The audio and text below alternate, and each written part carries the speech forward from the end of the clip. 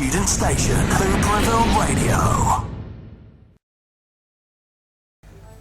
Hello everybody, and welcome to this very special interview. And my guest today is an 80s legend and one of my favourite bands of all time. It is Mr. Andy McCluskey. How are you, Andy? I'm very well, thank you, Cameron. Thank you. So it's fantastic to have you here, and of course you've recently had a fantastic experience at the Museum of Liverpool with the Dazzle ship weekend. My first question is, how did the experience come around? It was a bit convoluted, and it certainly ended up being completely unlike we had imagined it was going to be.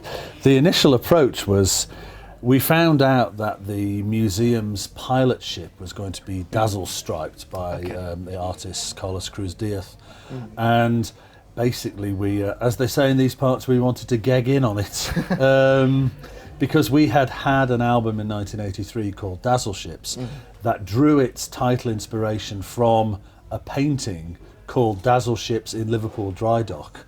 Okay. The fact that for the first time in 100 years there was going to be a Dazzle ship in a dry dock in Liverpool, we had to be involved. Of course. So we very tentatively asked the museum if we could put some music in the ship after it had been painted to be part of the whole experience.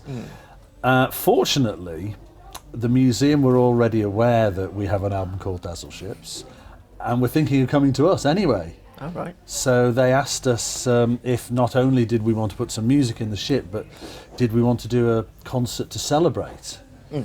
So we said yes, but the ship was too small to fit on. So we ended up in the Museum of Liverpool itself, and then that just escalated into having things on exhibit in there, doing a mini film festival. It was great. We basically took over for the weekend, but it started with this one little request. And you revived Winston. What is Winston? Winston is a TIAC 4-track analog tape machine from the late 90s, which was, in many respects actually, was one of the reasons why we exist as a band. Okay. Because when we were teenagers, most of our friends, frankly, thought our music was, shall we say, not to their taste, so diplomatically. So the only way we thought we could do it the way we wanted to was to have a tape recorder play the backing tracks. And we found a friend who had a tape recorder, so we asked him if we could borrow it and go on stage, just myself and Paul Humphreys. So the tape recorder has been in the Museum of Liverpool for the past 3 years on display. So we got him out of the glass cabinet and working again. Was it strange hearing some of your old tapes in there, so like from 1983 essentially? We have been playing. We reformed in 2007, so we've been playing a lot of our older songs. However, we did play a couple of songs we'd never ever played live before, which was a challenge but good fun. So in that respect, though, it was nice to go, and more importantly, it was nice to play a collection of songs that was more tilted towards the obscure than we would normally do. That was the biggest difference about the concert last weekend. I have to say, I was actually there, and I brought one of our fellow presenters here as well, and he absolutely loved it as well. So, despite me forgetting the words on Sunday. Yeah, I refuse to have an auto cue. Loads of people do have auto cues, but I just can't be bothered to be reading on stage. But so you enjoyed it? Yeah, it was fantastic, and I had heard that you were playing two songs that you've never played live before. What was it like seeing the crowd and the reaction when they were suddenly starting to when you were playing, like, say, the little sample at the beginning of International, for example? It was actually a wonderful feeling to be able to play songs on stage, knowing that people had specifically come to hear what we call our weird shit. I mean, we're inordinately proud of it, but we know that to most people it's like, oh, the weird shit. But it was great to know that we could do that, and that's what people wanted. They weren't just waiting for the next hit single. Yeah. So yeah, to see people, their expressions when we started the song For Noi, which was a B-side, which was a really obscure. To genetic engineering, Yes, I believe, yes. That's correct. And then, of course, then we teased people because we had a series of snippets of songs, several different songs, and you could see people go, "Oh, they're going to play! Oh no, oh no!" And then the recorded radio introduction to International started, and people were like, "Is this just another tease?" Oh no, they're really going to play it, and it seems to have been a song that people have been waiting for us to hear. To play it for 31 years, because we never played it before. Fantastic. And you also had to brush up on your flag waving skills as well. Yeah. We were a bit ropey on Saturday, but somebody did say to Paul, actually, they said, "You were completely out of time with Andy and Martin." It's like, yeah, they're doing ABC, I'm doing 1, 2, 3. It's a different. But I wonder how many people actually clocked that the flags we were waving were not actual semaphore flags. They were the nautical letters for O, M and D. Really? Yeah, you see? I did not get that. You learn something every day. Yeah. Right, I'm now going to start, I'm going to take you back to the early days, which we've sort of touched on a little bit as well, the fact that you used tape recorder on stage. I'd like to start with by firstly saying hello from my dad, which he found out a few days ago that this was happening, and he'd like to say hello. And say hello back to him then. And he also he's very jealous about this, because he told me on the phone yesterday that OMD was the first band that he really followed, which and he has a question that there's loads of theories as to how the name came around. What does Orchestral Manoeuvres in the Dark actually mean? Well, if your father's been waiting all this time for a definitive answer, I'm going to rather disappoint you. Right. When we decided that we were finally going to dare to go on stage and play the songs that Paul and I had been writing since we were 16, that our friends thought were rubbish, we thought, well, there's only going to be 2 of us and a tape recorder. It's a pretty kind of nuts idea. So we want a name that isn't a rock band, it's not a punk band, it's just something different. So we specifically went to try to find the most preposterous name we could come up with. On my bedroom wall, I used to use my bedroom wall as like a notebook, just ideas and sketches. And so we went to consult the bedroom wall. And I'd had an idea for a song that involved recorded war noises off the TV and distorted radios, and that was just the concept really. And we're going to call it Orchestral Manoeuvres in the Dark. So I said to Paul, I said, well, there's a really weird collection of words. If we call ourselves Orchestral Manoeuvres in the Dark, people are going to go, well, that's got to be different, hasn't it? So that is the only reason. There's no metaphor, there's no symbolism, there's no underlying meaning. Purely we picked the most ridiculous name we could find to let people know that it was a mad idea. Well, you got your answer now, Dad. Listen, it could have been worse. Directly above Orchestral Manoeuvres in the Dark, I had written Margaret Thatcher's Afterbirth. I'm not sure we would have lasted 36 years with that name. That actually draws me that, because you had some fantastic band names before that. Excuse me, such as Dalek I Love You. Not responsible for that one. I didn't choose that name, but I was in Dalek I Love You. You were in Dalek I Love You. Yes. And Hitler's Underpants, which I was think in is Hitler's Underpants, a very funny expression. name. I wasn't responsible. Do you know, there was obviously a lot of people on the Wirral Peninsula back in the 70s who were just intent on coming up with the most obtuse band names imaginable. So yeah, we did have a few crazy bands that we were in. And there was one, was it VCL 11, which is based on a Kraftwerk album, is that right? Yes, the album Radioactivity is basically the front of a radio, and the back of the album is the back of the radio, and there's a diagram of a valve. Okay. I mean, that's how Anaraki and how in love with Kraftwerk we were, you know. I was going to say, Kraftwerk, a massive influence, would you say, on in the early days? Completely, yeah. I mean, I went to see them play at the Liverpool Empire, September the 11th, 1979. And I sat in seat Q36. I was 16. I remember the seat number because it was the first day of the rest of my life. You're charging our battery, and now we're full of energy. We are the robots. We are the robots. We are the robots. We are the robots.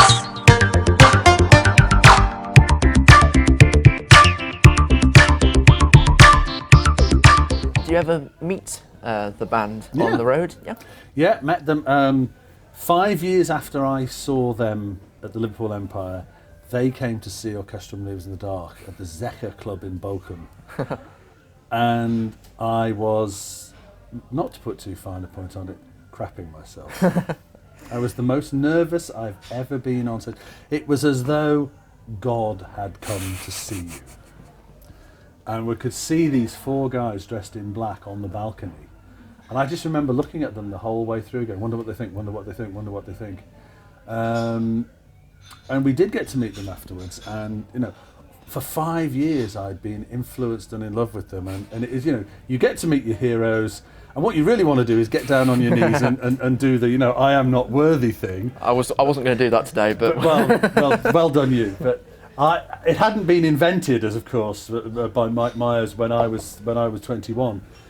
So, as is so often the case when you hear people meeting their heroes and they kind of just go. I didn't know what to say. I had all these things. I ended up asking Ralph Footer. So, what kind of speakers do you have in your studio? I went, what the hell did I ask him that boring question for? So, yeah, there you go.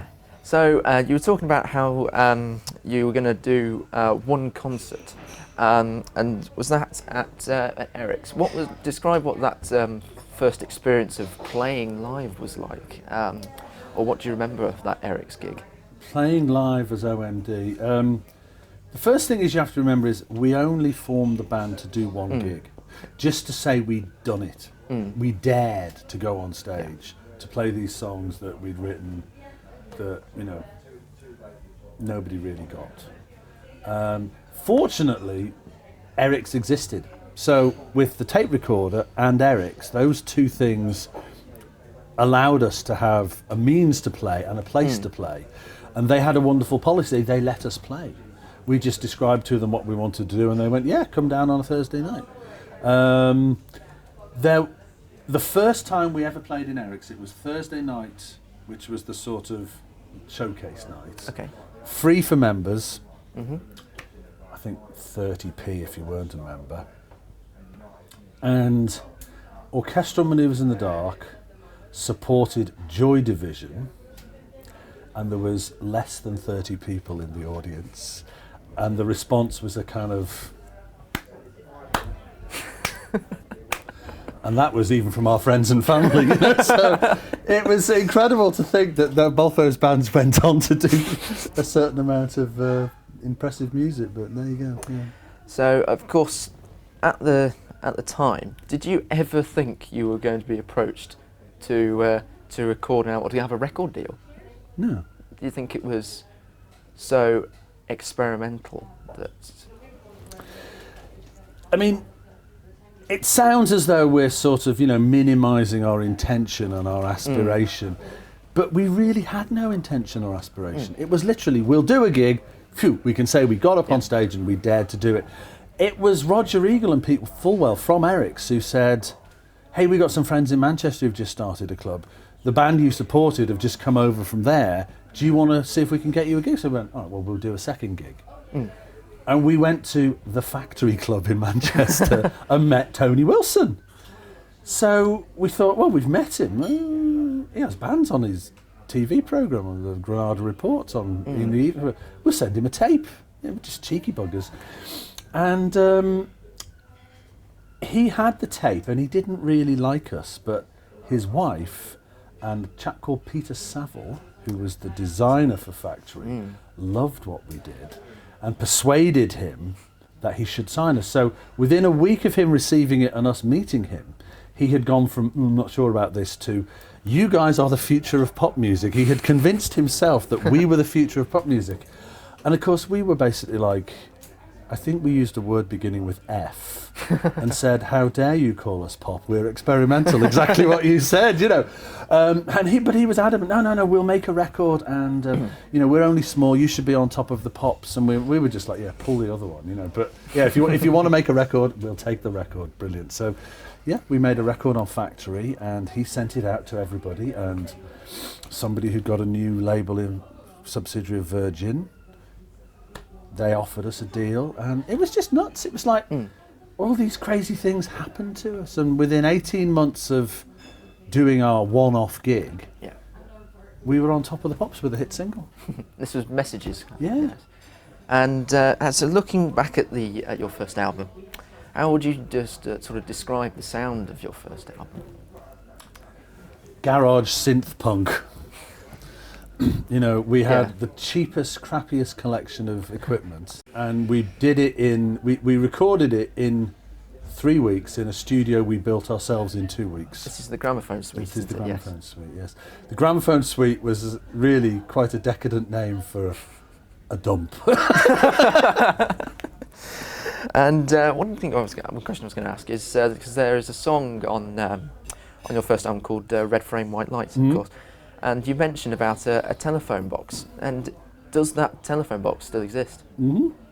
It does. It's still at the top of Greenwood Road in Mells on the Wirral Peninsula, right by the Railway Inn pub, behind which I grew up for the first 23 years of my life. And it still has the same number.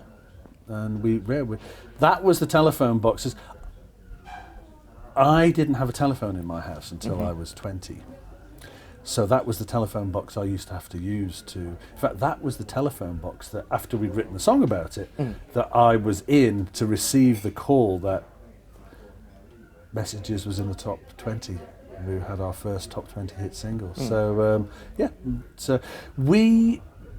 it was important to us because we were trying to change the world, as all young musicians should, and so seldom do these days, try to change the world. So we didn't want to write boring love songs, and we didn't want to play boring guitars and have boring drum kits with boring cymbals. We were trying to break the mold and create something new. So writing songs about telephone boxes and oil refineries and aeroplanes that dropped atom bombs just seemed to be much more credibly artistic than "Ooh baby, I love you, blah blah bloody blah." You know, I mean, that was the whole kind of raison d'être. And there's one thing I'm going to touch on, is that when you did an Old Grey Whistle test, correct me if I'm wrong, but you got a strange sort of connection from ZZ Top. Yeah, we did Old Grey Whistle Test in 1980, and the other studio band was ZZ Top, and you couldn't get two more extremely different bands. You know, a brand new synth band from Liverpool who were all like 19 and 20 years old, and these, what we considered to be boring, beardy, old, wrinkly guitar balls, you know, really. And I remember actually that I was particularly antisocial towards them. I mean, because at that age, you know, when I was 20, I said I was trying to change the world. It was like, you know, you are old, get out of the way. What you're doing is boring, antique nonsense that's clogging up the mainstream. Let the new through. But they loved us, and not only did they play our music before they went on stage. Oh, really? We didn't find this out for years later, but when they went electro in the 80s and they started doing all the videos like Sharp Dressed Man and Eliminator, they started doing this move with their guitars. And in 1993, I bumped into Billy Gibbons in an elevator in a Paris hotel, and I went, sorry to introduce myself again, I'm Andy McCluskey from Orchestral Manoeuvres. He went, oh my God, gotta introduce you to Dusty. He said, this is the guy that gave us the dance with the guitar. They ripped off my dance with my bass guitar for their videos in the 80s. And that is the most bizarre connection you could imagine, but it's completely true. I have it from the mouth of the ZZs. And so moving on to, I'm going to talk about organisation. and Enola Gay, which happens to be We're only up to the second album, folks. You better make yourself a coffee and get a pillow. We used to build model trains, and I used to build model aircraft. Yeah, I was extremely flattered and honoured, even though I earned a penny. You could be the next Genesis. And we were like, we don't want to be the next Genesis.